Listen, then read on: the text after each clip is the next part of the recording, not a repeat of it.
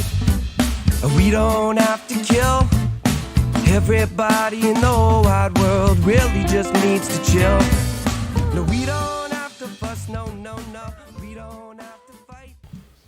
Hello, everyone, and welcome back to another episode of Just Chill with Oliver George. This is episode 95, and it has been a hot minute, I think about 6 weeks since we recorded an episode, and I couldn't be happier with the guest who's here to share this time with me. He's a very funny comedian. He is an interviewer who is very skilled at that as well, and creates some great content that you should definitely check out. But before we get into it, I want to remind you, if you're watching on YouTube and you would prefer an audio-only version for whatever reason, you can get that on Spotify, Apple Podcasts, iHeartRadio, and other places like that. If you are listening to my voice on one of those channels right now and you didn't know there was a visual side to this thing, then please come check it out here on YouTube. If you do come over to this side, I would really appreciate it if you would subscribe to the channel. You do not have to, obviously, but it does really help me to keep growing things, and I love connecting with new people. So if you're just jumping in now or you've been here for a bunch of episodes, either way, I really appreciate the support.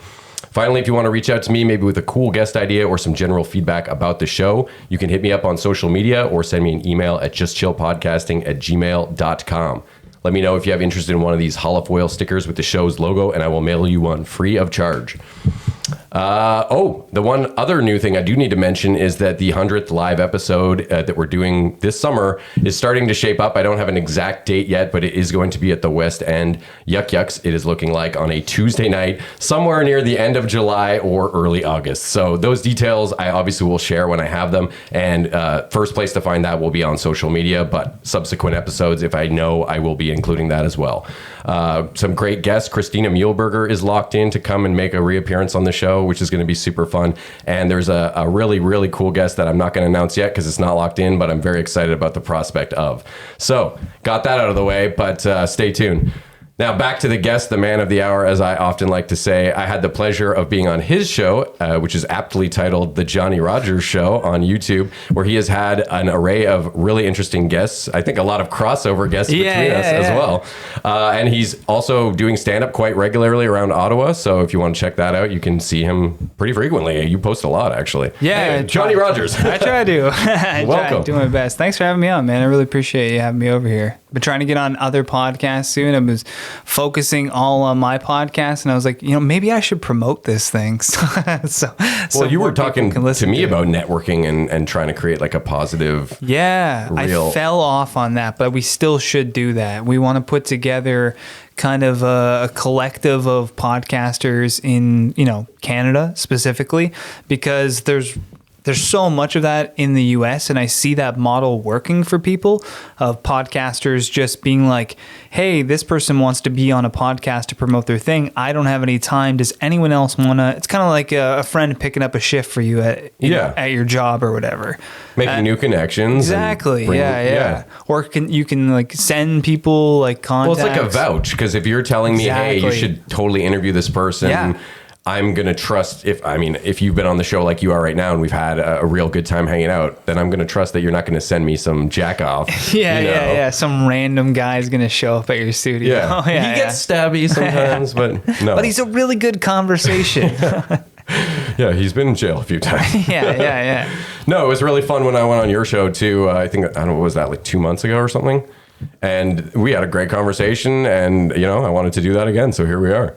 Let's do it all over again, man. You got a list of questions there in front of you. Yeah, well, I wrote a thing even here about why we haven't been doing any recordings for 6 weeks. And it was quite a lot of stuff going on. Like, I'm planning for the wedding that I'm going to be a part of. Very nice. And that is end of June. So it's getting to... Congratulations. Like you're oh, yes. Yeah, I know. I said that very weird. I'm a part of a wedding. You're like, okay. Are you officiating?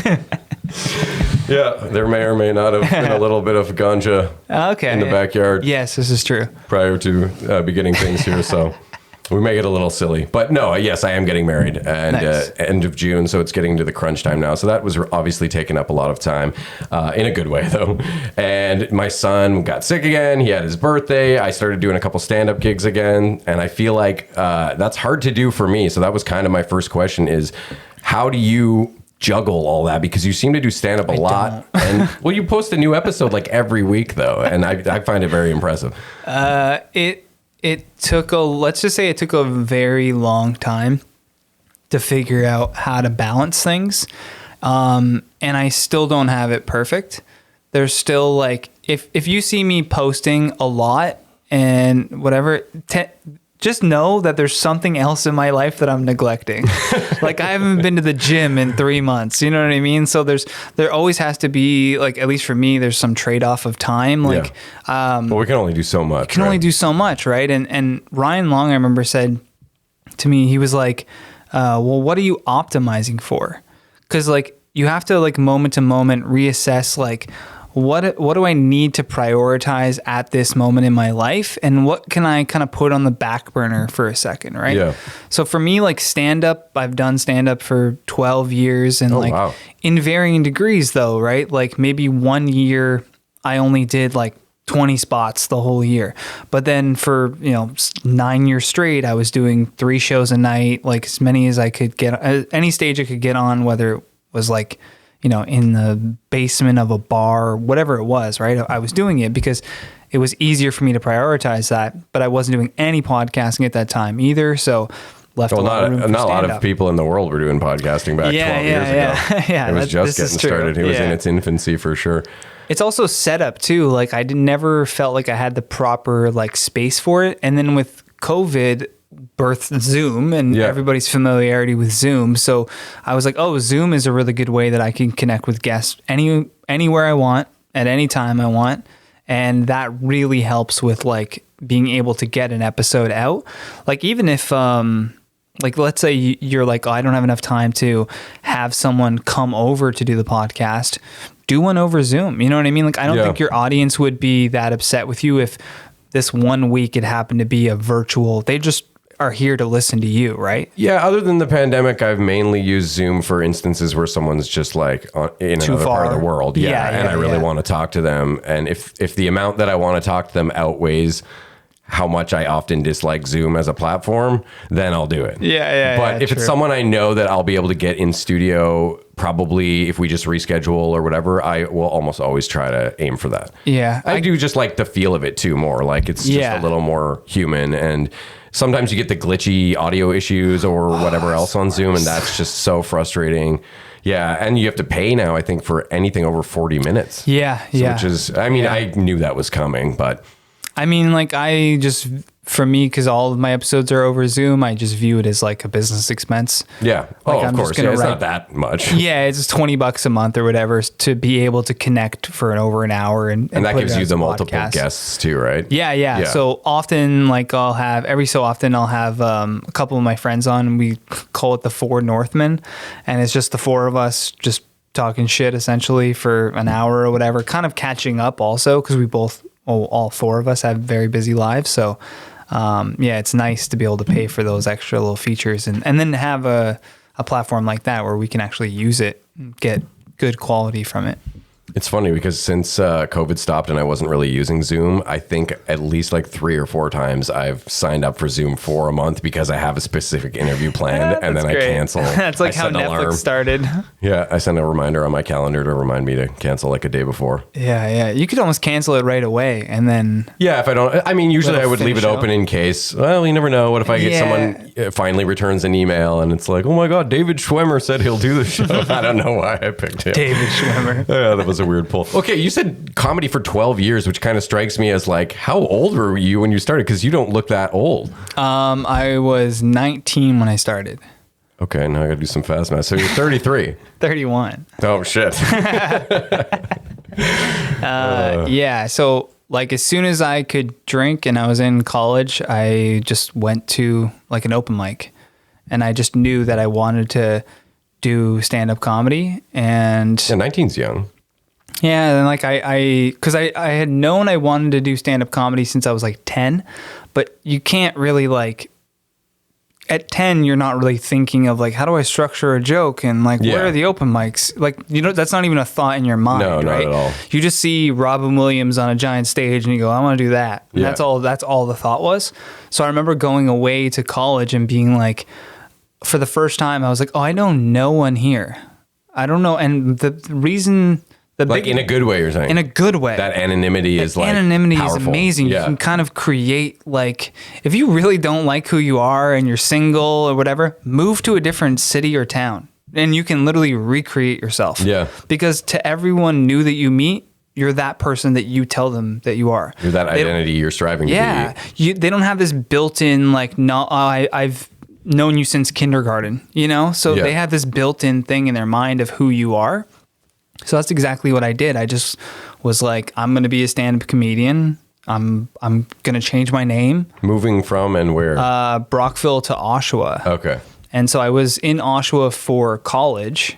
And then, like I said, the chance to do comedy came up and I went for it because of that. And that's a tough word. Anonymity. Anonymity. No, I was debating saying it before because I was so sure I was going to screw it up. It's not. It's the perfect word, but it's also the hardest word, which makes you want to say it more. Yeah.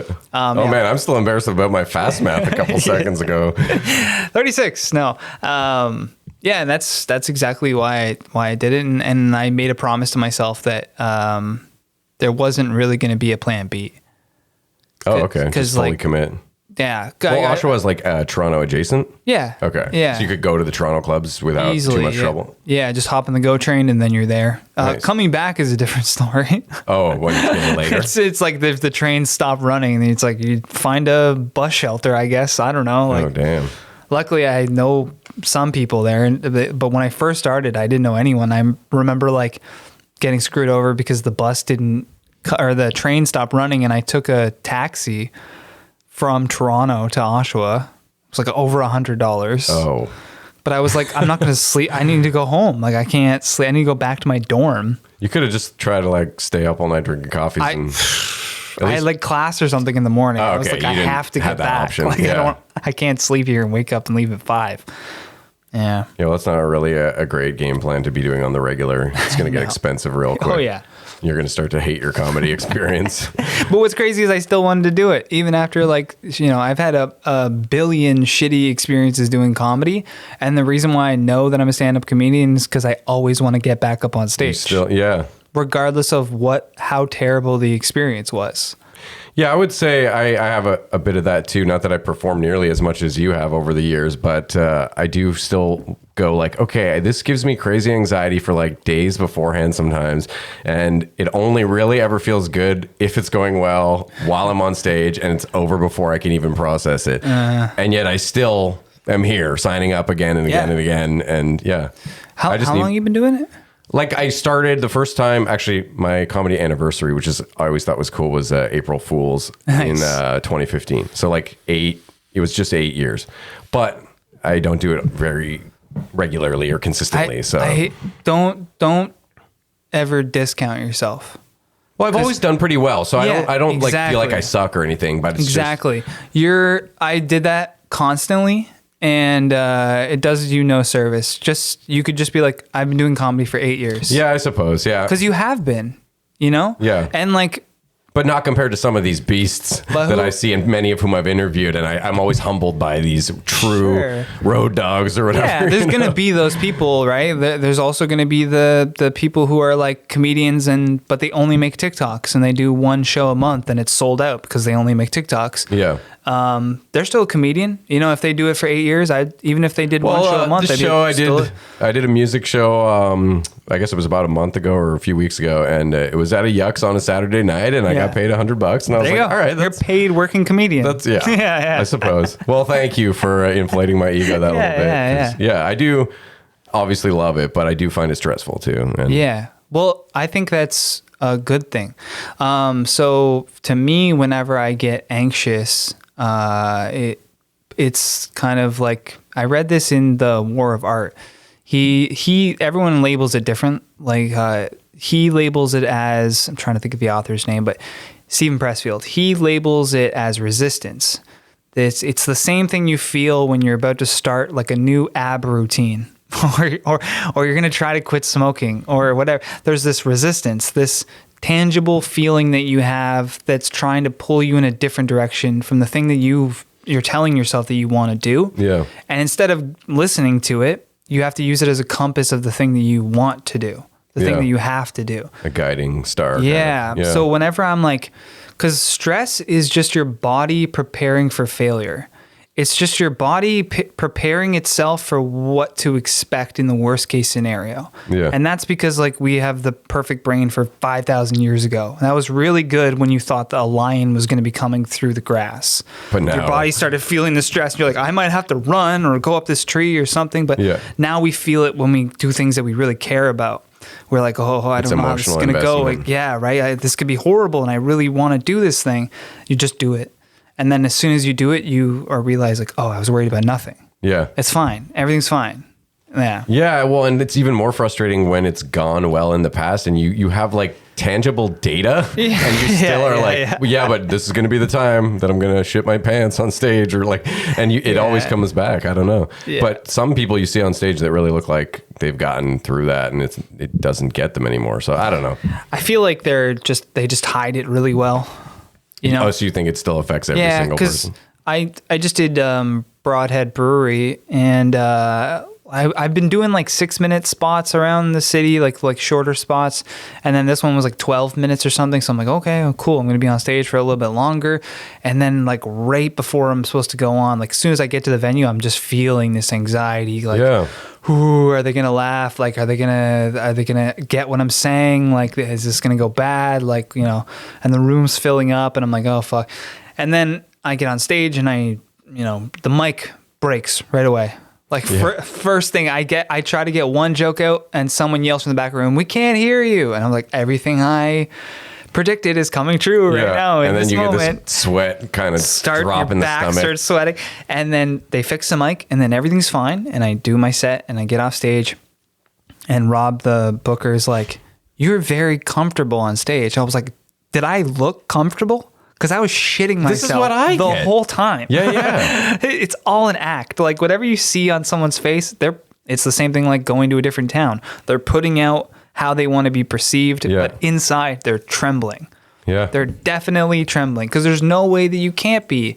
You're talking by yourself to a group of people looking at you, wishing to be entertained. Yeah. That's an inherently... But if you've done that, like, a bazillion times successfully. I never think it gets easy. Yeah, probably not. Well, not with comedy, because comedy is too fluid. But I wonder if you're like Bon Jovi, if he can just phone it in. And like, that would be my dream to just come out and play the hits. Like that would. And they're already just like burned into your brain. And they want to hear it. You couldn't fuck up if you tried. Well, people would be chanting, so even if you forgot the words, you'll just hear the masses. I saw some concert video like that where one of them was too fucked up, and they just put the mic out to the crowd for like 3 whole verses. Yeah. Because they're like, I don't remember any of this. Like, they know it. Yeah. Even Paul McCartney says it sometimes. He's like, there's some crazy Beatles fans who know more about our history than I do, and I'm in the Beatles. Like, what the fuck? Well, I guess that makes sense, though, if you spend your life, trying to dig up and look at all these facts that maybe if you are the Beatles, you kind of just let it go because you're still busy living your life. You can't, Yeah. Anyways, you were. Sorry, I was just going to mention. Yeah, one of the shows I did recently, I tried like this new song I had just written like earlier in the week, and it went pretty good. But at the end, I kind of fucked it up, and I was like, yeah, I'm just going to call it. Like I literally just stopped. There was like one more line left, anyways, but I thought it was like probably going to be perceived really badly, and I did 2 other songs after, and those went fine, but. Still, I felt really bad about how that had gone. And then I went out into the hallway and some dude was going to the washroom. He was like, "Oh, great set, man." And everyone I spoke to after was like, "No, you seemed like it was either part of the song." Because it was about getting older. So someone was like, "Oh, I thought maybe that was like..." That's a funny way to end it if the song is about getting older. You go to sing a line, you're like, "Nah, I'm tired." I got to take a nap. Yeah, I got to take a nap and just walk off the stage. You don't even say, "Bring back your host." Like, I would die. I love like immersive art like that. When people really are just like, I'm just going to play this character for a moment. Yeah. And you're either on board or you're not. Like, that's just what it is. Yeah, character work can be so funny on stage when someone commits fully super hard and you just believe it. It's so good. And I've always wanted to just bring a guitar and then do like 10 minutes of stand-up and then just leave with the guitar and never touch the guitar. And I always thought that would be kind of a weird prank, I guess you would call it, on the audience, but I should have tried that. Like, when's he going to pick that thing up? I think the reason I didn't do it is I figured someone must have already done that. But I hate when that stops me from doing something on stage, and it happens a lot. Yeah. Because most of the time, like, here, for an example, at one point I was thinking I'm going to start up a band. I've thought that many times in my life. And I was at the point where I had a couple people and I was starting to think of names. And I must have tried for like half an hour typing in some of the weirdest, obscure sounding band names on Spotify, and like every single one existed. Oh my God. It's like, you know, that crushing feeling where you're like, it's so hard to, you're like, I'm gonna do a punk cover of whatever, some like Beach Boys song, and nope, it's already on YouTube by like 4 different bands. It can be a little disheartening, I find. It's like my girlfriend was showing me like an Amazon review section, and I was like, these funny reviews are hilarious. I was like, I should screenshot these and make like an Instagram account that's just like funny Amazon reviews.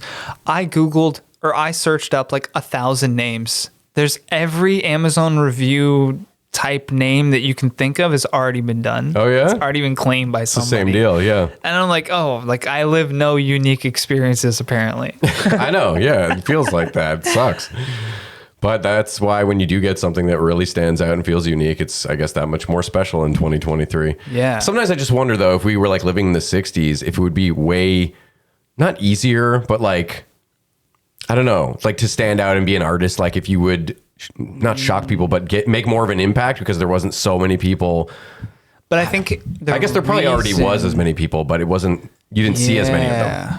I think that's it right there. I think there always were really different people. Just there was nowhere for them to put that, you know, content or whatever. Yeah, unless you got like a record deal or there was so few chances, right? Yeah. Like now you see so many different types of comedy because like anyone can create an Instagram account or a YouTube account or a TikTok account and just put out content. Yeah. Like there's some people that have never stepped foot on stage that I like find their content amazing. Like it's hilarious and I laugh at it all the time.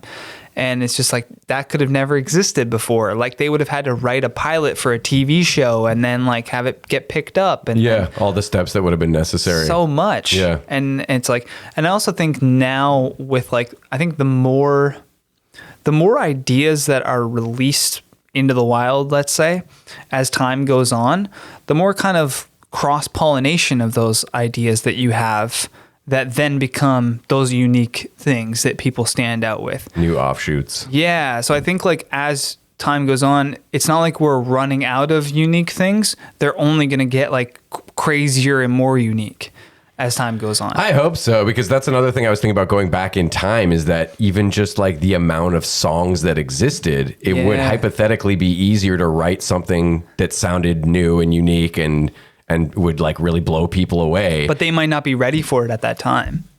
Right? Well, it did happen throughout history. I'm just saying like it would have been gnarly to be alive as an artist during that time period where there was less like recorded, because now everything feels like it's derivative of some other song from a previous decade. Whereas like if it was 1930, whatever, 40, it's like rock and roll was just starting. So it really was brand new. I don't know. I guess we just have to keep finding brand new styles of music or whatever. But I think that's the exciting thing about it is like, I love having the thought of being like, there's music that's getting made that in a few years I'm going to listen to on repeat and I don't even know what it sounds like yet, but I know that will happen. You know, that thought trips me out where I'm like, that it's being made right now somewhere. There is something or a book that's going to change my life that someone is sitting down writing right now and I just haven't read it yet. You know what I mean? Like, it's not like I'm waiting for those things, but like the thought is I've already had those moments so many times. So it's like, it's going to happen again. You can count on it. Yeah, you can count on something like that is going to get put up. And that's just such a beautiful thing. Barring like a nuclear apocalypse. Yeah, this is true. Or an untimely demise. Coming out. Oh, yeah, that's true too. Well, that is, like, we joke about that, but you do never know when you're going to die. It's you never know. A crazy thing that you have to live with. It's another reason why I'm like, put out as much content as I possibly can put out. So that way, I mean, I'm not planning on having kids. So it's like there's something of me out there. No. I can't. I can't be a dad. Sometimes it's unplanned. Just gonna throw that out there. No, we got that shit locked up. No. Oh, you got a vasectomy? Yeah. No. That would be the way to lock it up. That would be the way to like really truly seal it. Yeah. That's if you really want to commit. You're 33. I think that's the age where they start to not question it so much. Someone had told me that if you're younger, maybe it's younger than 30, that they'll really grill you and try to make sure that you're Like, are you sure? Yeah, because I guess it's happened enough times that people will reach older than their 20s and maybe change their mind about a couple things. There's an amazing scene from do you watch The Office? I've seen like very little, I have to admit. There's this one scene where like Steve Carell's character Michael Scott is like really mad at his girlfriend or whatever, and he's, and then you said you didn't want to have kids, so I got a vasectomy, and then you said that you want to have kids, so I got a reverse, and then I did it again, and then a reverse, and then back. He's like, there's only so many times you can do it. Just this little rant that he went on. That show is good writing. Good writing. It's a show I've always wanted to get into, but you know, like I don't watch that much of anything these days. I got kids, I got the podcast, I got, you know, just life I find gets in the way. I don't even think it's kid appropriate now that I think back through. I don't know. I thought they played that in like prime time. I guess it would have been like 9 p.m. when that show originally aired or something. I don't know. I guess you know? I guess it is and it isn't. Like there's obviously adult material, but like it would be over kids' heads probably. Exactly. Yeah. Like I rewatch a lot of The Simpsons because like a lot of the jokes just went right over my head. All this innuendo and stuff. Yeah. Or in any like kids or topical references you just wouldn't get because they were political or no just idea. Something. Yeah. Rewatching The Simpsons is key because you still get all the nostalgia feels, but it's like watching it through a new lens completely for some of the episodes. It's like you're getting like a director's commentary in a way because you have all this new knowledge by yourself. Okay, I do want to talk to you about your show because first of all, I mentioned we have a lot of crossover guests. I was trying to think of who they all are, but there's a lot of them. There's like Mike Rita, I think Alex Wood, Dave Merhej, Simone, probably like Logan. Just a ton. It's probably like a dozen or something. I haven't had Kia on actually. No, we've met many times like in passing, and he seems like a lovely fellow. It's great. It's something we've talked about, but it's crazy you said that because I saw you were just on their show and I was watching that clip and I was like, I should have him on. Yeah. He used to talk to me about like gotta reach moving to like traveling out to Vancouver to like plant trees. Yeah, like, it's crazy. Like he's taking like LSD and stuff. Like good guest. Yeah. Yeah. Well. Okay. Well, maybe we'll talk about that before these questions. But I saw you were on their show. Shout out to Ruckus Comedy. Yeah. Those guys definitely work their asses off and funny dudes. They've got a great setup. Their cameras are awesome. Amazing setup. I really want to ask them what kind of cameras they're using. I need to upgrade. I'm sure reach out to them. I'm sure they'll tell you. I don't know if they're like renting the space and having a friend help with like the camera work. I'm not sure what their situation is, but it looked like it was some sort of automated focusing camera. He's so he's sitting behind the camera and he's just kind of holding it down the center for the wide and then just switching it. Or no, they have one camera that stays on a wide and he has a close-up camera above that one and he's catching the reactions. He's sitting there pivoting every time someone pipes up. And then I guess they just splice those two together. Well, the pivot is an interesting look. It's real inside baseball for your audience. Yeah, because it goes like, it gets that swoosh effect. Because with us, like we just have it cut. Like if I'm talking and then you talk, it'll just cut from one camera to the other. I bet you could do that with like some transition software. Well, like you guys have swipe or something. I was talking to my dad one time and my mom, I think we were having a conversation with you and you had some camera in your house that seems to like the AI just kind of follows whoever's talking or zooms in on them that I had never seen before. That's cool. Yeah, it was weirding me out at the beginning though. I thought my eyes were playing. Yeah, some of the more modern cameras, they track you, like even your webcam, right? You're sitting there and if you lean your head over, it'll follow you as you move your head around. That's the future is now. That's just the beginning. Oh God, yeah. Oh, I've got some AI stuff I want to talk to you about too. But okay, for your show, I did want to ask you if you have, first of all, a dream interviewee. Ooh, I didn't really think too hard on this if it could be living or dead, but just wanted to see what you would throw out there for this one. I definitely wanted somebody living. Well, not the corpse of. Yeah. I don't, because there's a ton of like Elvis. That'd be crazy to sit down with, but like Jesus, yeah. Can we sit down with Jesus and be like, let me talk to you about this? Kick Bible. off those sandals. Just chill. Yeah, just chill, Jesus. No, I would love to actually interview Russ. I don't know how many people in the audience know who that is. Russ is a rapper from Atlanta. And I read his book in probably like a day and a half. Just blew through it because it's just like a biography or something? So good.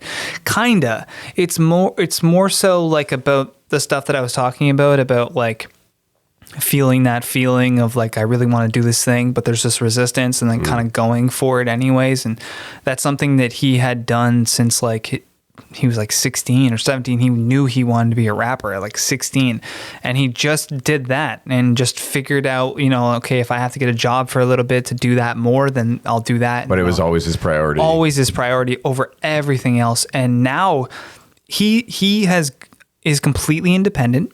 He's not signed to any major label, but rakes in like millions of dollars. Oh, wow. Like probably $50 million a year. And completely independent. Not only though is he not having to kick back any money to the label, he also produces his own beats.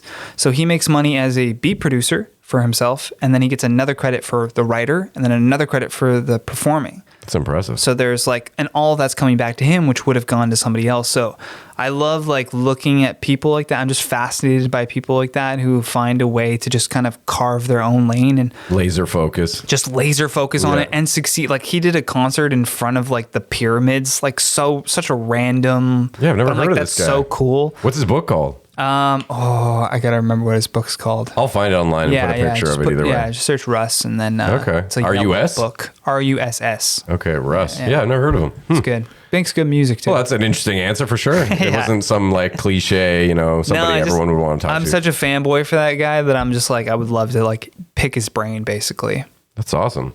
Okay, well, the next question I wanted to ask you was, what is a question that you've asked someone doing your show and their reply that you are sort of most proud of? Because I know how good that feels. Ooh. You know, like the feeling when someone's that you really respect says, "Great question," or "That's a really good." It's so satisfying as an interviewer. But just one that you felt like you really made an impact on someone, or exactly what you said. Like when I was interviewing Alex Wood, I asked him I was talking to him about the book, and I was like, what was harder, writing the book or quitting smoking? And he was like, he took a second. He's like, oh, that's a good question. And then he like kind of sat back and he was like, definitely writing the book. Or I think he said like writing the book was like harder because like there's so much of himself in it. So it's like very hard to being very vulnerable, piece that together. Smoking is like this singular thing. Yeah, it's more of a task. Yeah, right. But I was just like, I love comparing stuff like that because he was complaining about how hard it was to get this book going. And then he also talked about quitting smoking. I'm like, don't gloss over the quitting smoking part. That's very difficult. Like, you know, some people, I can't remember where I read this, but they were like quitting cigarettes is apparently like as hard as like quitting heroin or something. That used to be on the cigarette packs when they started putting the pictures when I was probably just out of high school or something like that. Is that propaganda? Well, I mean, they're supposed to deter you from smoking, I guess. But yeah, I do remember seeing that. I think it said tobacco is more addictive or as addictive or something like that as heroin and cocaine. Yeah. I mean, I don't know how you determine that if they're all really addictive. Right. Like, how do you find the Scoville scale of addictiveness? And each individual person too would have like or whatever it would be called levels of trauma which impact like their ability to, you know. I remember talking to a therapist and I was like, when I quit smoking, because I've always like, you know, when we go on stage and especially if you're talking about yourself, you kind of start branding yourself in a way, and it could be negatively or positively. Like I was always like, early on, I was doing all these jokes like, oh, I'm such an addict that I need to smoke weed every day. And I'm like, I'm calling myself an addict. And then so I start to believe it, right? Like, you know, like, well, I do smoke cigarettes, so maybe I am, right? And I told her, I was like, the way I quit smoking was I just told myself that I didn't need it and that I wasn't a smoker. I just re-identified myself. And then I just stopped going out and buying cigarettes. It's almost like a vision board or something. Weird. Yeah, like manifesting. I think they call it. Yeah. I just like, and she goes, yeah, not everyone can just like, some people can, but nobody can just like say that and then just not do it, right? Like I have this vape here or whatever, so maybe I do still smoke cigarettes just in a different form, right? But the getting the physical stick was like, I thought that would be the hardest thing to do. How long did you smoke for? Like 9 years. That's the same. I smoked for 9 years too. Crazy. I haven't in like 15 now, but We have a lot of parallels. Yeah. I thought this when I met you on your show. I was like, there's a lot in common here. Weird. Okay. Oh, that's also a very cool answer. Do you have a guess that almost happened, sort of got away, something that would have been epic, but it didn't pan out? Oh my God. I still don't know. It might still pan out. I'm still hoping it'll pan out, but I was talking to Nathan McIntosh, and I just watched his comedy special. He's a Toronto comedian who moved to New York City. Okay. I think he's hilarious. So I like want to, have a Zoom chat with him. And the real reason why I wanted to talk to him was because Alex Wood was like, Nathan, he was talking about Nathan McIntosh on our podcast, and he was saying like, he's the only guy I know that's done like Letterman, The Tonight Show, and like Conan. Like he did all the late night shows. Like nobody does that. You know what I mean? Like there's very few comedians who do all of the late night shows. Yeah. And he friggin' did it and kills it every time. And he was like, his reason for that is because he like exercises and like takes care of himself, and like he has the energy to do these things. And he's been on tour and has like a crazy schedule. So he was kind of just like, yeah, I'll message you when I have time, and I'll figure it. And I was like, all right, I'm not going to push for it. Like, do a follow up, but I feel like it's slipping, but who knows? That could be my own. Yeah, well, you can't stress about it too much. Exactly, I've done that before too, and it just eats you up. You're like, do they not like me? Yeah. Did I send a weird email? Yeah. But then sometimes you get surprise emails after like sending something a long, long time ago, and then that can be the opposite. So it's the best when someone just pops out of nowhere and they're just like, yeah, I'd love to do it this week. Especially when you were desperately like trying to figure out what your next episode was going to be. Yeah. I have periods where it kind of goes either way, because sometimes I'll book a bunch. Or I'll have a bunch of people kind of that I'm getting ready to book. And then other times I'll go a few months, or like we just did 6 weeks, where it's like, nah, I'm just not. I just need to take a break. You know what I did was I made like, and I learned this from the YouTube job that I had worked at before. They had kind of like just an Excel sheet and like a calendar in the Excel sheet of like, here's all the days of this month. I'm going to release a video on these days. And so I just did that with my podcast. I just have an Excel sheet for the year, and every tab is a different month, and it's got all the days in it. And then I just book out like, okay, every Friday, this is this guest, this is going to be this guest, this is going to be this guest. That's the way to do it. I'm not that organized. That way you just stick to it, because there's no other way I'd stick to it or remember who's next, because I message so many people like, hey, you want to be on? Hey, you want to be on? And then I just try to figure it out. I also started bulk recording, because I missed 1 week, and then I did one, and then I missed a week after that. Oh, so you can have like a breather sometimes? Yeah. Because there are just some weeks where you're just like, man, I don't have the time. Like, it's not that I don't have the time to sit down and chat. I don't have the time for everything else that comes with that. Yeah, all the editing and the thumbnail, social media crap. And it's exhausting. It's so nice and refreshing to talk to someone who knows that grind, because so much. We don't have teams of people helping us. I mean, my dad helps with this part, which is much appreciated. And if I need like info on tech and stuff like that, you're always helping out. Wonderful. But my dad could like build the desk if I needed him to, but if I asked my dad to work the computer, he'd be like, nah, nope. Oh, right on. Well, everyone's got their talents though, because you do need a table sometimes. Yeah, I don't know. It gets the best of you sometimes. You do need a break. That's just the reality of it. At least me, I can't just keep going. And I'm a little more fluid with booking, because I just find that like, I don't know, I'm not good at committing that far out sometimes. Like if I book a guest like 3 months from now, I'm like, I don't even have my work schedule yet. And there's always stuff going on with the kids that's just too hectic for me. So what should be like a organizational thing actually feels more stressful. So I'm usually planning like a week or two, maybe 3. Anyways, this is maybe a little too inside baseball, like you were saying. I'm sure the fellow podcasters might get a kick out of it, but like, finally, someone's talking about this on mainstream. You have a shit ton of diversity in your guests, I was noticing too, because I didn't mean racially, although there's, I'm sure, some of that too. I meant like just they're not all comedians. Like John Brower, that guy seemed really cool. John Brower is cool as hell. He was like a publicist or something for rock bands, it seemed like. Oh my God. Okay, John Brower. If you have Amazon Prime, go watch Revival 69. Okay. And you'll see John in that documentary kind of talking about it. So Revival 69 was like this huge concert that happened in Toronto that like not a lot of people knew about. And if you go Google the Revival 69 lineup, it is insane. You could never ever redo this type of concert ever again. It was just John Brower as like a 23-year-old promoter calling people, trying to get artists on the show. He's got like Alice Cooper, The Doors. I'm trying to think of like, I don't know if I could pull it up here. I think that's why his name and your video caught my eye, because I was just a big Doors fan growing up. So I saw him talking about the Doors and I got sucked in. But Google the lineup. Revival 69. So it's around the same time as Woodstock then. Okay. The lineup included Chuck Berry, Little Richard, Jerry Lee Lewis, Bo Diddley, Gene Vincent, The Doors, Alice Cooper, and then to top it off, to headline the show, you had John. Oh, I guess he opened for The Doors, but you had John Lennon. No way. With Yoko Ono and their band that they put together. But that was the first time that he had performed. Ono band? Is that what it's called? Yeah. It was the first time he had performed without the Beatles. So it was like first time ever? First time ever. Wow. So they literally practiced on the plane over. That's crazy. Was It's this a before or after crazy Woodstock? documentary. Because Woodstock was like August, I want to say, or something. 69? Yeah, it might have been before. I think it's August something. I don't know. If you want to fact check, then Yeah, let's see I'm when down. was. Because that kind of shit bugs me. I'd love to know.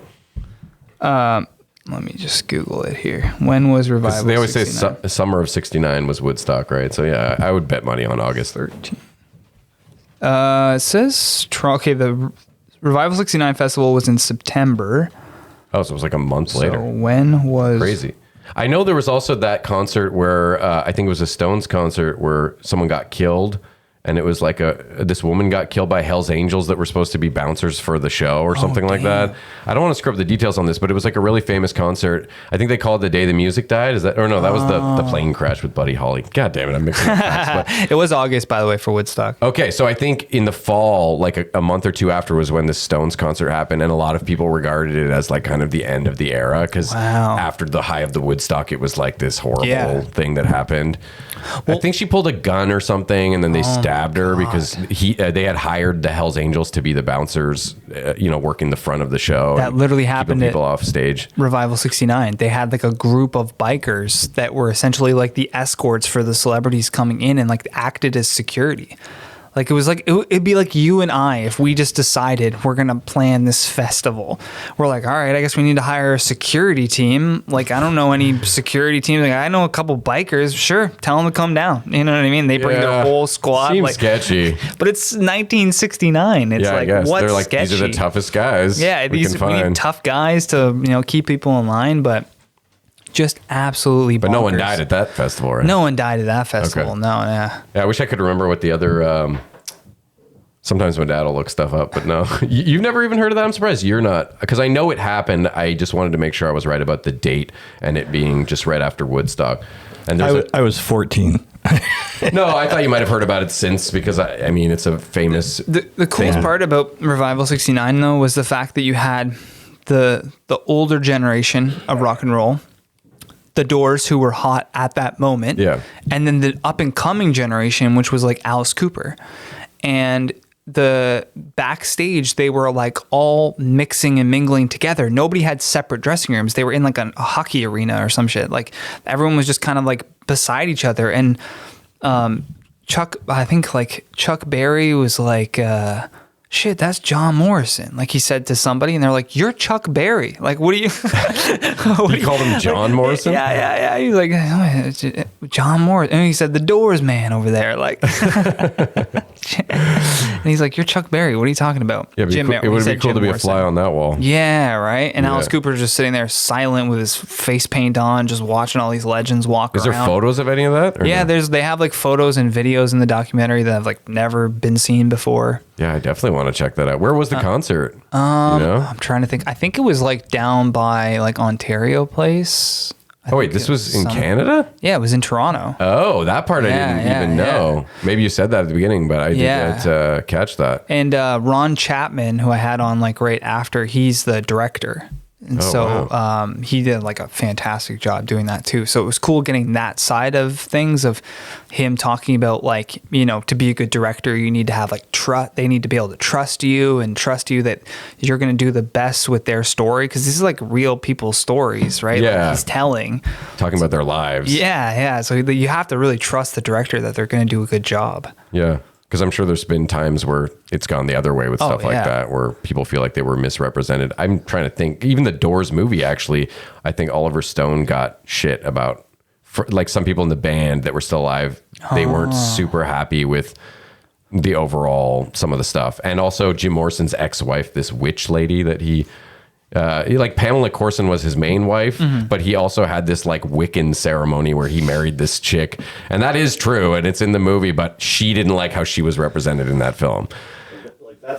That's the nature of documentaries, though, right? I mean, for every good one, there's going to be that was a biopic, but like it doesn't just happen for music too. Like as you guys are talking, I'm just thinking about two that came to my mind right now. Mom and I watched the one called Still. That just Michael J. Fox. Yeah, and it's really good. But one that I haven't seen, it's a movie right now, is the whole thing about the BlackBerry, right? With the Research in Motion guys. Yeah. And I guess that's like, bears very little resemblance to reality at all. Oh, really? Yeah. Wow. But they don't seem to be upset about it. They just said, go watch it, have a good time. Nothing like that ever happened.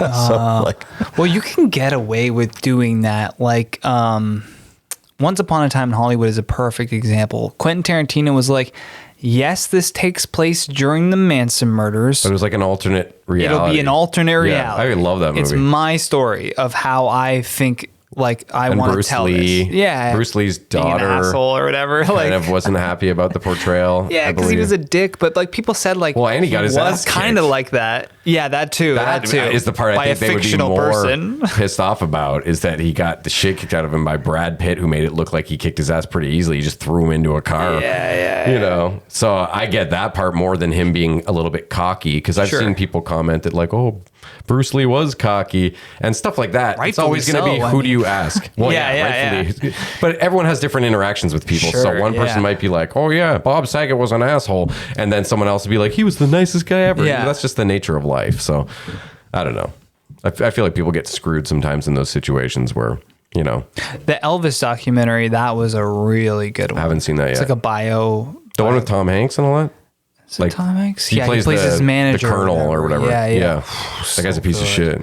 That guy is such a piece of shit. I read a lot about Elvis, but I didn't see that movie. That guy is such a piece of shit. Like, he didn't want Elvis to tour internationally because he just didn't have a passport, and he was like, had like criminal charges, so he couldn't actually leave the country. He had like fake citizenship or something. Like, he was from Denmark or something. He was a really sketchy dude.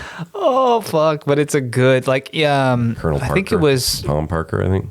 Who is it? Is it Priscilla? Priscilla was his wife. Who was his daughter? Oh, Lisa Marie. Lisa Marie. I think she saw it and was like okayed it. Was like, this is a perfect representation of like my dad's whole life basically in this one movie. It's a long movie. He died when she was pretty young though, no? But like, you know, Lisa Marie Presley, how old was she when he died? Or maybe, is Priscilla still alive? Does she? She is still alive. Yeah, Priscilla's still alive. Yeah, and Lisa Marie wouldn't have been very old, I don't think, when he. That's what I thought. Maybe it was Priscilla then that. Yeah, because she's someone from the family. She was there. Yeah, because the other Lisa Marie was just a little kid, I thought. Yeah. But they both were at like a premiere or something, and Priscilla was like, "Yeah, this is accurate. Like there wasn't any like funny stuff done here." Lisa Marie's dead now too. Oh yeah, that was recent. Yeah, that was a few months last ago. year. Right? Brutal. What was it, a heart attack or something? Yeah. Crazy. She wasn't even that old, I thought. No, but I think she had a lot of stress in her life, and there were drugs and different things. Her kid commit suicide, I think, a few years before that, and he was only like he was Elvis's grandson, and he looked kind of like Elvis, and I think he killed himself. Oh, he hung himself I didn't know or about something that. like that. Hanged himself. Yeah. Jeez. So she already had that. Again, whenever I say stuff like this, I hope I'm not mixing up any details, but as far as I know, yeah. Fact check us in the comments. Yeah, or I'll just put something on screen, or I'll edit it out, or we'll see. But that does bug me when I get something wrong like that. You know, everyone makes mistakes, but you want to try to. Yeah. I hate when I like can't think of something like the name of a movie that I'm just trying to get it across to the guest, and then I go, whatever, and then as I'm editing, I'm like, I was right, I knew it. Like, yeah, but it's the right call, because if you stand there for too long just going, oh no, it's on the tip of the tongue, it gets super boring for people listening. I've also learned like the art of podcasting in the sense that if you have like a question or something you want to add on, but then you feel like the moment's passed, just let it go. Yes. You don't need to interject it after a topic has changed just because you wanted to get it. I still go back if I think it's funny. Sure, later when it's natural, right? Like if you can sometimes still I think shove of them in. If I'm being honest. I made those mistakes too, like all the time. Like I would just like, interrupt someone and be like, "Oh, and this, like, can I ask you about this too?" And then not that. I meant more like I wouldn't interrupt, but if there's something that like I almost wanted to write down because I didn't want to forget it, I may still, after you finish your thought, be like, oh, like on that, I did want to say this because that will bother me if I felt like it was something really relevant or just something I was very curious about. Yeah. It's like, I will be the person to be like, okay, I know we're talking about milk now, but we need to go back to tennis because, or whatever, you know? Yeah. It's all about how you do it, I guess. But I have had moments like you're talking about where I go, I now evaluate a little better. Is it worth it? Mm-hmm. Is that really going to be worth it? That one like joke that I, pun that I wrote down or whatever. Yeah. So generally you're right. It's generally, now that I think about it, I'm like, it is generally like a joke that I wanted to add on. Then I'm like, just let it go. I'll usually only go for it if it's something that I really think will like branch a new question. Yeah. What else? We kind of already talked about that. Well, I want to talk about some of the other stuff on your channel then, not just the podcast, because you do comedy breakdown videos.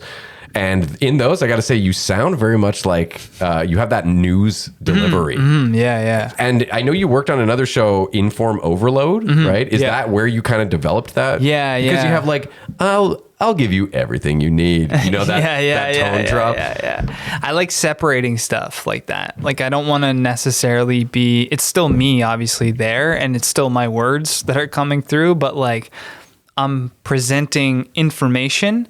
Whereas if you listen to me on the podcast, it's kind of very much free flow, more natural, right? So I feel fine doing that because I'm also giving you this, right? And and even my stand up is very different in the way that I'm a little angry sometimes, sarcastic, like it's a different tone completely. But with the news, I think that kind of voice was definitely hardened from doing like Inform Overload news for so long, and it really stuck with me when there was like, and I know it's not true, but like people were like commenting like you're my favorite news reporter, and I was like, I'm just a YouTuber, like I just make YouTube videos. That's all I viewed myself as. But if that's where they're getting their news.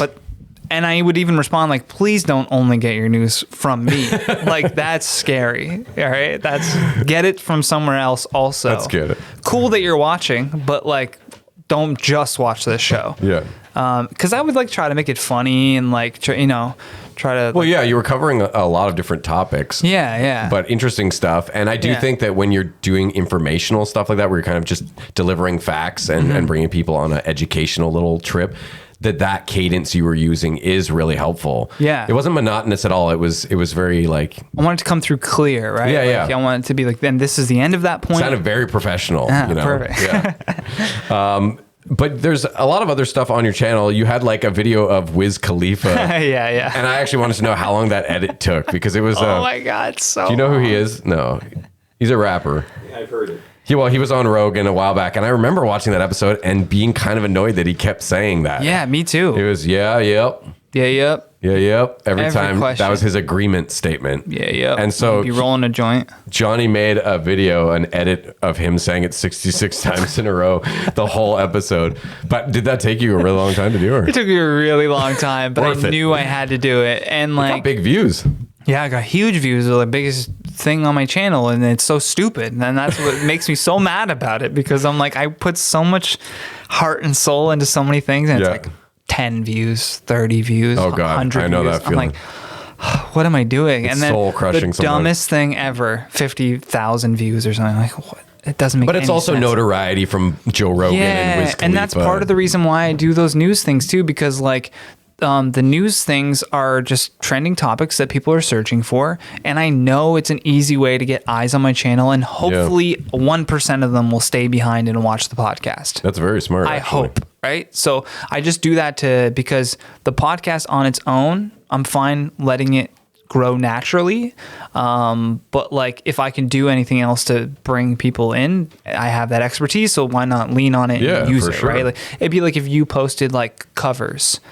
And you're like, oh, I'm I'm also musical on stage. This and song so is popular. I'm good at this. Yeah. It's a popular song. Let me cover it. And then you get like 30,000 views. And then people are like, oh shit, he has a podcast. Oh, he does stand up. It's like, do it, you know, like there's there's no shame in doing that kind of stuff, right? Leaning on your skills.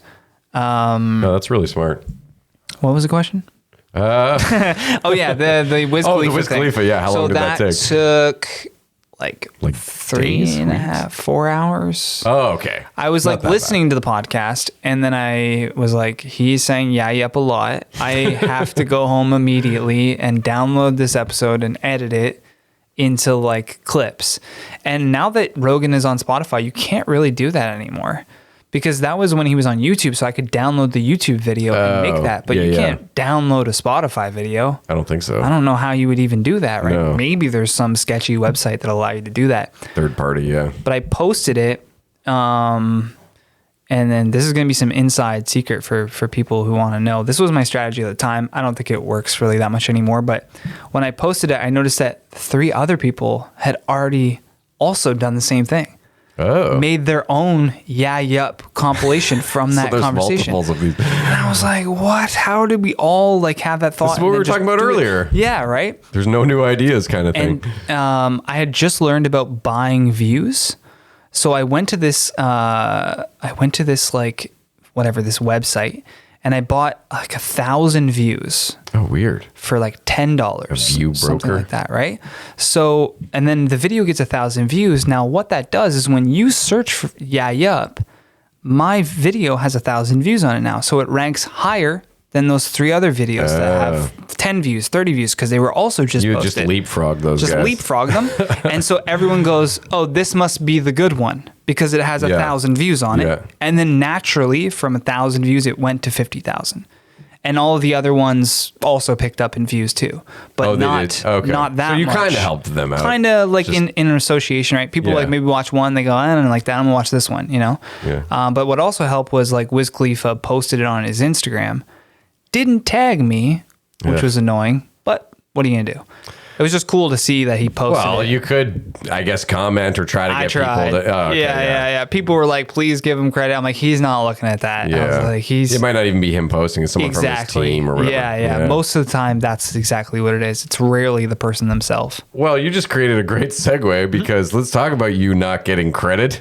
God damn. Was this from Inform Overload? First of all, what is that? Like, I was not aware of it before I saw your stuff, but I get generally what it is. But like, how long have they been around? They've been around for a long time. They have a lot of subscribers, I think, when I looked them up. 7, 8 years, maybe 9 years even. And how did you fall into that? Well, not fall into. You're very talented, but you know what I mean. Well, I was looking for work when I was in Toronto, and then I was on like Indeed Jobs, and I saw a posting for a YouTube host. And I was like already trying to audition for stuff. So I had like, you know, a headshot and a resume and all those things that I was trying to get into commercials or whatever while doing stand-up. And so I auditioned for the YouTube host role, and then I ended up getting it. And they had me doing videos for Top 10 Nerd and Top 10 Gaming.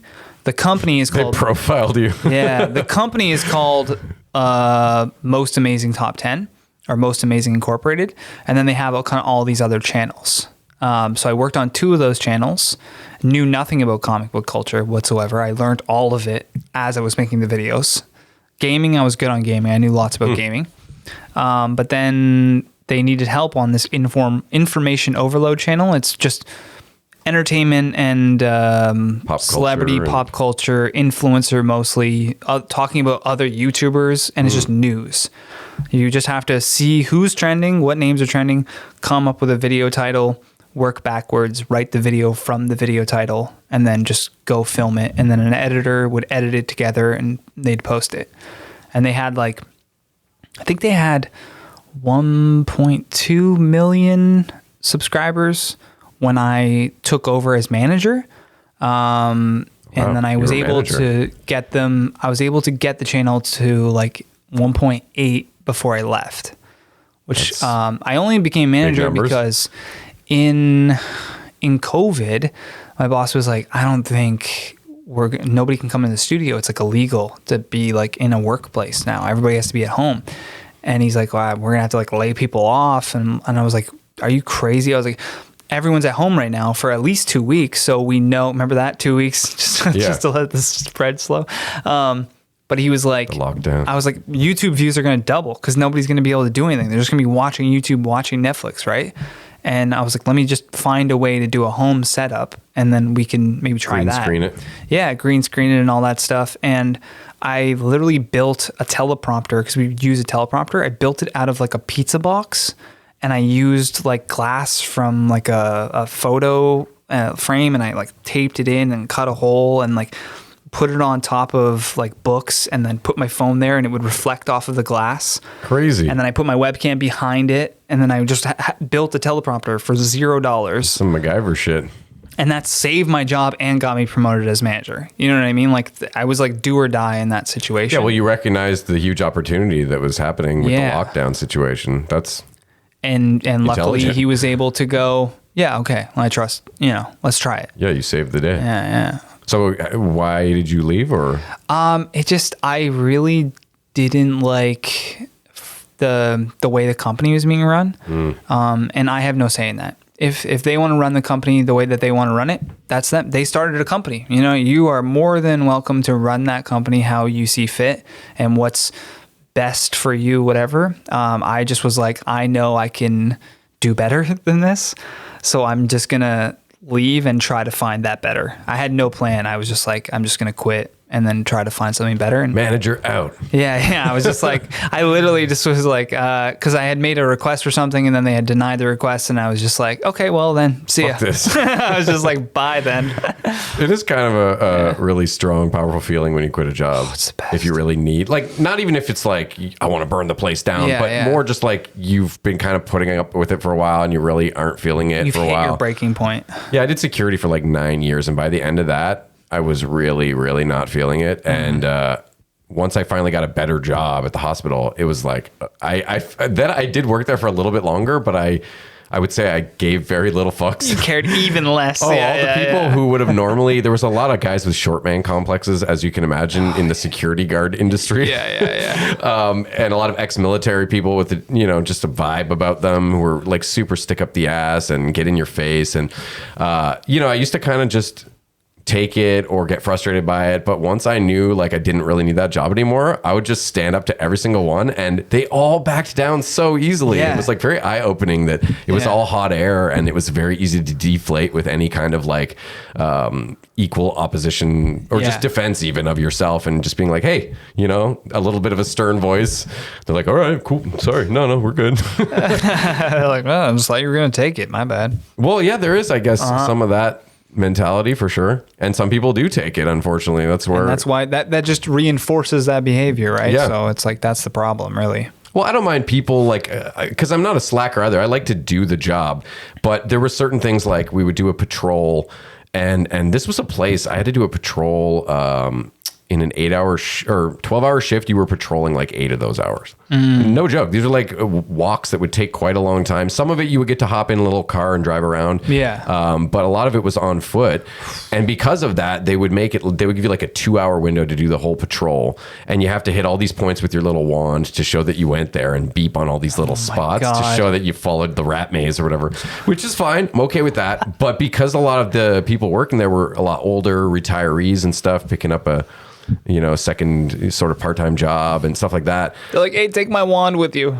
No, I would have done that too. No, it was more that it would be like, okay, this is a 2-hour patrol. You need to pace yourself. You're finishing it too fast. I'm like, I'm not running through. I'm being efficient. I'm hitting all the spots you told me to. They literally wanted me to just like walk around like I was a zombie or something, and that kind of shit just drives me insane. I'm like, I want to work hard. I'm here to work, but don't give me bullshit work. Dude, when I was like 21 or something, I worked at an American Eagle, and I just had to stand at the front. I was like, and say hi and shit. Yeah, I'm not even like a greeter. They're like, just be up there in case anyone needs. Just ask them if they need something. Oh my god! And I'm like, that's an annoying person. I don't want to be that person. Can I fold jeans in the back or something? Like, I don't want to do that. People like, probably just were like, "What are you looking at?" Yeah, I was like, "Hey, you need help? We have sales." Like, like, what do you want me to do? Like pose like an eagle. Yeah, just stand at the front with my arms wide. Oh man. Okay, I don't want to forget where we were heading because I totally dropped something and then we went off. But you not getting credit. Let's talk about that. So I think that was from Inform Overload, the clip. Yeah. So you were recently featured in the Netflix documentary about the missing Malaysia Airlines flight. Yeah. Without being asked, which I think we were talking about this. Do they have the right to use footage like that if it's about news? It's kind of like public domain, sort of. There is a weird thing with copyright where it's like as long as the clip is like under 15 seconds or something, you don't have to pay for it. You don't have to as long as you've taken that clip and repurposed it in a way that is presented new, which they did do that. But, okay, so this is the problem, right? Because they took it way out of context. They took it way out of context. They didn't credit you. No, it's crazy. And I just know I'm like, there's somebody probably that I went to high school with who's just watching this documentary and they're like, is that Johnny? Is he a conspiracy Someone's really high. now? They're like, what the fuck? What the fuck? And I did get messages from people being like, sending me screenshots and photos of their TVs and being like, this guy looks like you. You're on Netflix. And I'm like, what?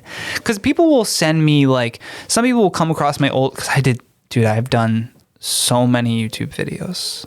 Like when I worked for that company for 4 years, I made probably at least 3, a max of 5 per day. Oh. For 4 years straight. So there is a lot of Johnny Rogers YouTube content. AI can make like a fake you very easily. A lot. From Top 10 Nerd to Top 10 Gaming to Top 10 Beyond the Screen. I was on that for a little bit. And then Inform Overload, I'm all over it. Like at one point, it was just me on that channel. So at 1 o'clock, 4 o'clock, and 7 o'clock, you were getting Johnny's take on the news.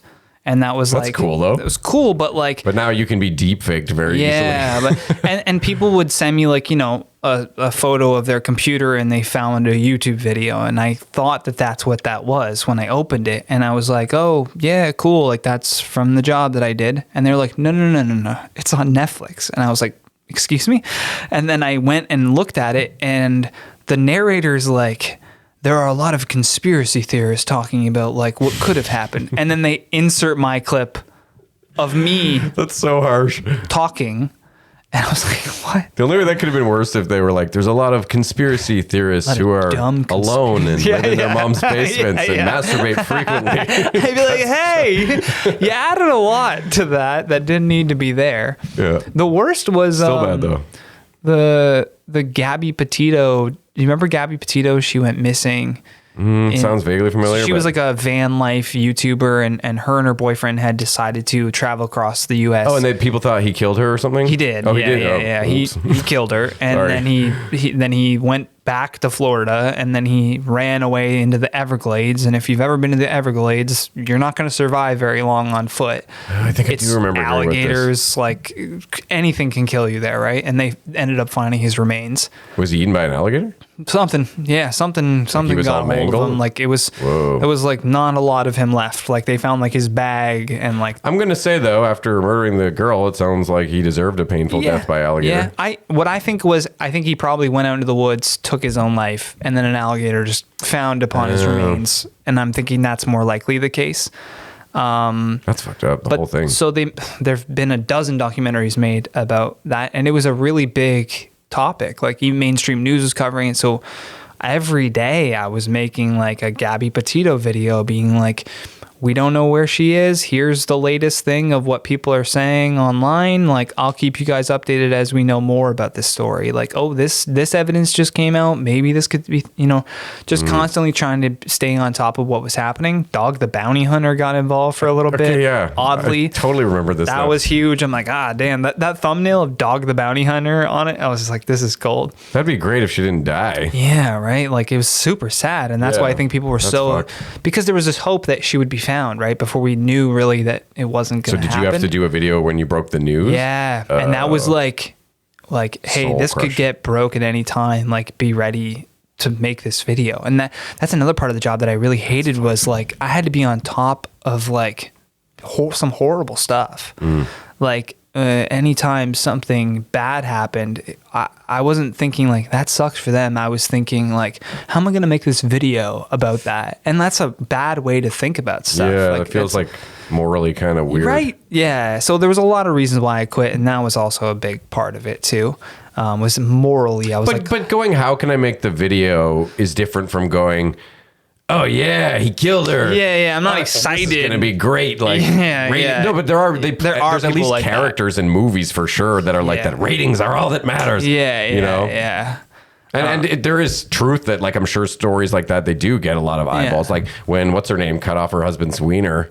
Like, I'm sure that the news people were like, yes, It's amazing. Lorena Bobbitt. We don't need Trump Lorena for another Bobbitt. 2 weeks. But like, Did he get his dick back, that guy? Do you did know? he get his dick? Yeah, they sewed it back on, and he also Never been quite the same. also became a porno star for a while. Really? Yeah. Okay, so I don't know how well worked. it functioned, but it was, he was in porn for a while. And Damn. That's pretty bold to have your penis reattached and then just be like, chick's dick scar. That's wild. it's how a Marine approaches life, I guess. Was he a Marine? Yeah, he was a Marine. Yeah. Oh, man. Makes sense. So I wonder, like, when it happened, if he was able to, like, keep his calm and he was like, this is just like the field, and he, like, gets ice for his penis and he's very, like, calm and collected. Yeah, it Probably just treats not. it the Probably same not. as losing a limb. But with the Gabby Petito documentary, when they used my clip out of context, the narrator sorry, I made it keep even tangent. worse. The narrator was like, people online have become obsessed with this. And then they play like me saying, maybe he's in the backyard. And, like, it was like 3 words. And so I just felt like, They made you look like a derp, kind made me look like a derp, right? And so I just made the video. You can check it out on my Instagram of like me showing the clip they show and then showing the full clip. Yeah. So that you can be like, oh, okay, that's unedited what he's version. talking about. Yeah. I'm glad you did that, yeah. Because, yeah, people need that's you. Well, can't and do now that. you brilliantly just put, like, Johnny Rogers as seen on Netflix. I have been, like, fuck, I'll The take derpy credit. conspiracy guy. The real question is, how many views did that get? The correction. Yeah, The correction I is suppose, the yeah. problem, right? The correction never gets as many views. It's so true. Never. Oh, an infinitesimal amount. People want the crazy rumors, not the truth. Yes. No, nobody wants the truth. I have down here too that you're a musician, because I remember seeing guitars on your wall when I did your show. But also I remember you put out a rap song, and I wanted to ask you a bit about that. Did you do like a whole rap album? I did a whole rap album. I thought I heard Mike Rita saying that in your Yeah. interview with him. Yeah. Okay, so are you still a rapper? No, not really. Like, I mean, if the feeling ever comes up again where I feel like that's something that I want to go down that route, I feel like I just needed... You would not have struck me as a rapper just based on, and I'm not even speaking race. I'm just, I don't know. Of course.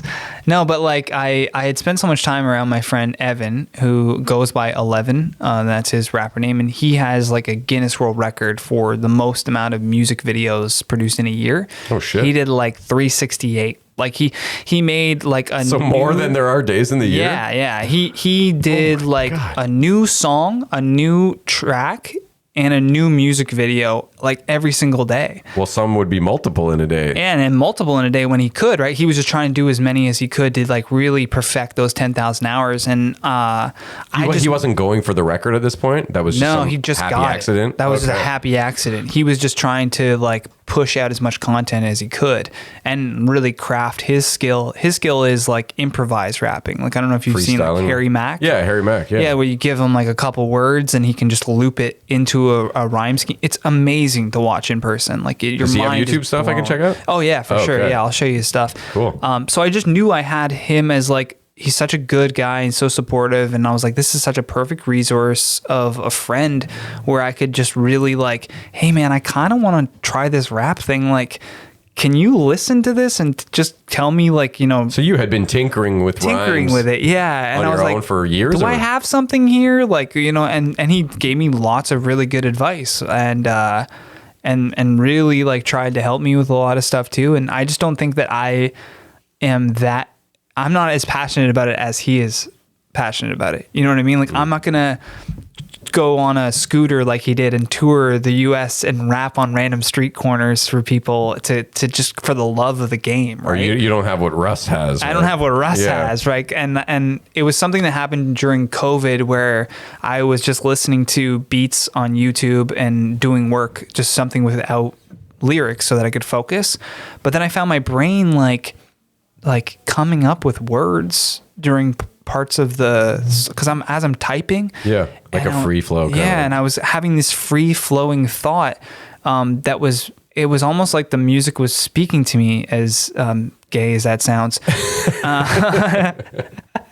No, but it sounded like I could hear words coming out of the song, and like I am listening to it over and over and over again, the same song, and I'm like, I'm literally like putting together like a hook and thinking about like a story that I want to tell in this, and it allowed me to be funny when I felt I couldn't really go anywhere and be funny because all the comedy clubs were closed. Yeah. So I was like, hey, if the world's gonna end, I might as well go out being a rapper. Yeah. So what was your rapper name? It was just Johnny Rogers. I just kept it the same as that. I was thinking it would have been funnier though to go with a little too far. Oh, that's cool. Actually, that's not taken. Have you looked on Spotify? I don't think it's been taken, but that's a pretty good one. Pretty funny. A little right? too far, yeah. A little too far. He's a little too far, you know. That's a good one. Although I gotta say, Johnny Rogers is a banging name for like having your own host or show to host. I mean, that does sound like old-fashioned Tonight Show. Like, now your host, Johnny Rogers. I don't know. It's a good showbiz name. Yeah, I'll never forget because I was going by my legal name, and a host fucked that up somehow. Like, What's your legal name? It's Jonathan. Oh, okay. And then last name is Rogerson. That's your actual name. That's my actual last name. And Jonathan so Rogerson. I think a host pronounced it Rogerson or something one time, and I was like, no. And the double son, Jonathan Rogerson. Yeah. And Jonathan, so, yeah, 8 and 8. So I was like, I had all these different names written down, and I think it was Michelle O'Shaughnessy. She's a Toronto comedian. I think she lives in the UK now, but Yeah, it's Stefan Brogren's wife. yes, yeah. She was hosting the show, and I was like, "What do you think of these stage names? Like, I don't want to go by my name." And she goes, "I like Johnny Rogers. That sounds good." And then I was like, yeah, maybe I'll do that like on another show or something. And she's like, okay. And then she brings me on stage as Johnny Rogers. I have the recording of the first time it was ever said on stage. She just thought that that's what I wanted to be brought up as. Oh, cool. And I was still just tinkering with the idea. It just sounded so right. And then her coming off stage, you can hear her in the recording go, Johnny Rogers, it sounds good. Her response. That's She's so like, cool. yeah, You have I like that it, on yeah. audio. Oh, She's man. like, sounds good. Yeah, it's Okay. cool. Well, we were talking about that earlier about like sort of disassociating from, like you were talking about moving to a new place, but I almost brought up when you were saying that the using a stage name, because I use my middle name as my stage last name, and I felt like when I started doing that, it did allow me to feel a little more confident in being that guy, and that guy didn't have to be the same guy completely that I'm going to be in my day-to-day life, you know? You get why people come up with stage names because of that. Yeah. You can literally separate yourself in a way. And it's a very freeing feeling. It's like a tool, it feels like. Yeah. It's interesting. Shit, man. Well, I think we talked to... Oh, hey, we got it. What are we on time? Oh, we got to wrap it up. Shit. Yeah. Damn it. This always happens. I'm like, no, we'll get it done in like an hour. And then I'll come back. We can talk just about AI on the next one if you want to. Yeah, because you had some cool stuff. Well, you know what? It's either we talk AI or I can do some of these random questions. So I'll leave that to you. Because the AI, how passionate are you about talking about those? I'm very passionate about AI. You posted stuff recently, though. Yeah. Like ChatGPT is unreal. Like, I don't think people realize that we're living through like the second coming of Google. Like, do you remember when Google became a thing and we're like just started up. using it and searching, and then it became huge? And now it's a verb. Yes, exactly. It just means to search something. Or like, go Google online. It. Yeah.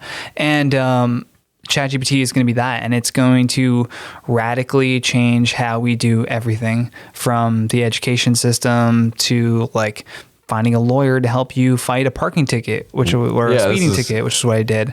So I was like, no, this speeding ticket's bullshit. Like, it's just an automated thing. I was going 11 over the speed line. It's not anything. There's no context. This is one of those little speed trap machines they've been putting up everywhere. And so I wrote into ChatGPT, I said, like, write me a legal defense for a speeding ticket that I got. Here's the time I got it. Here's the date. The thing with ChatGPT is the only way for it to work is you have to be very specific. People use it kind of like at face value, and they don't get much out of it, so they just kind of walk away from it. Same thing with Google. Like, if you wanted to narrow down your Google results, you put quotes around one of the words that must be in the search. You wouldn't know that inherently unless someone showed you. So with ChatGPT, you have to be very specific, and it's called prompt engineering. So this AI is literally going to create new job skills. And anyone who's scared of it, I always tell them, like, look, every new invention, there are pessimists and they get left behind. And this will take people's jobs. And you can either focus on the job loss or you can focus on the job creation. Like with ChatGPT, there's going to be someone that needs to know how to use it. Not everyone is going to know how to use it. And there's going to need to be someone that like needs to manage the servers of ChatGPT. And there's going to be someone that needs to create a more unbiased version of it or make explainer videos, tutorial videos. Like there's all these new things that you can use it for. And I think people focus too much on taking away. I want to interject. Yeah, I figured you would weigh in on this.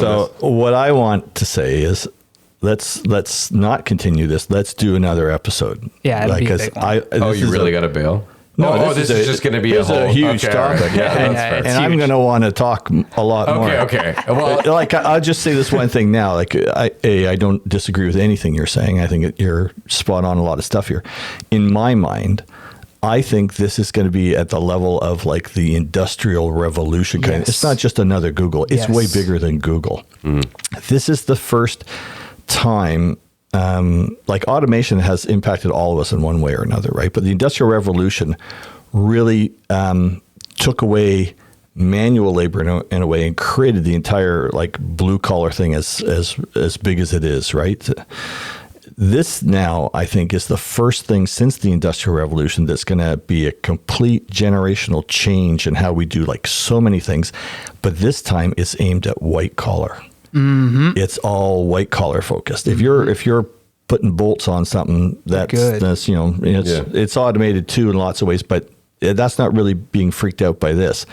But journalists, lawyers, doctors, office workers, you know, God help you if you're like a grammar checker.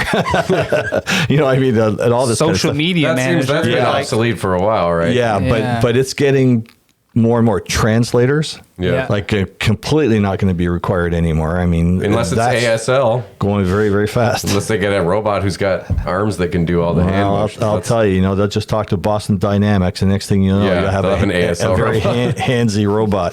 That's true. Yeah, I agree. Okay, we can dig into this on another time. I just wanted to make sure people went and checked out Johnny's video. I saw it on Facebook, but that whole legal defense for the parking ticket, because what it came up with seemed pretty solid. Pretty legit. Sent it in. We're still waiting to see. Like, oh yeah, I'm very interested because I had tickets from those same traps. I still have another one I have to deal with. And when I went in, they were basically like, we can't reduce this. The judge doesn't have any power to reduce it because it's all automated it's based on the speed you were going through this, whatever.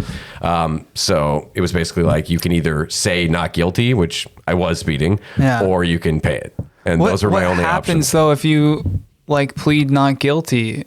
Then you would have like a court date, and you'd have maybe a more stretched out experience where you can. I'm like just gonna go for that. Yeah, like, if you have I know the time, it says I that. was like, fuck it, it's $100 bucks. I was just like, I got all the time, Ottawa. Let's do this. Well, if you make it interesting into content, then fuck, I'll bring cameras in. And you also did another one that we can talk about later too, but people should check it out, where you were creating like a whole content like on a video about UFOs, and you were just showing how it could all be done with these AI programs very quickly, very easily, and produce a pretty solid, like you had one thing reading the text was written by ChatGPT, and then you had something else assembling imagery that would complement the narrative. Whatever you were talking about. And it was pretty crazy. How long did that take you? Like a half an hour or something? Yeah. I did it for my friend Sean over like from Creative Imbalance. Sean we did a Sirianni? Zoom call, and Sean Sirianni. I was like, we did it on a Zoom call, and I literally showed him on a Zoom call, and his mind was blown. He's like, you did that in like 25 minutes. That's like you crazy. just made a YouTube video and showed me how you made it as you made it. Like insane. It's become crazy, and it's only going to get better. But yeah, I'm happy to come back to talk about ChatGPT. Yeah, well, because I mean, these are just random fun questions. Do we have any time left? I'm leaving it up to you. I'm really pressed. You're really pressed. All right. Yeah, all right. I'll let you wrap Yeah, it. you still got to take a picture of us now. All right. Part 2 to be continued, because we got more we can talk about for sure. All right. Well, thanks a lot for coming, man. Everyone go check out Johnny's Johnny Rogers Show every Friday at 8 p.m. Eastern on YouTube and wherever you follow podcasts, and at the Johnny Rogers on all social media. That stuff will be at the beginning of the episode on screen, but if you're just listening, I'm glad you said that. Maybe we should make that a regular thing, I'm realizing now. Plugs. You got to do plugs. Yeah. Well, I've asked people before. But I should be on top of that. Anyways. Maybe we don't get baked before the next one. Yeah, No, it was fun, actually. This was a blast. All right. High five, man. All right. Yeah. Bye.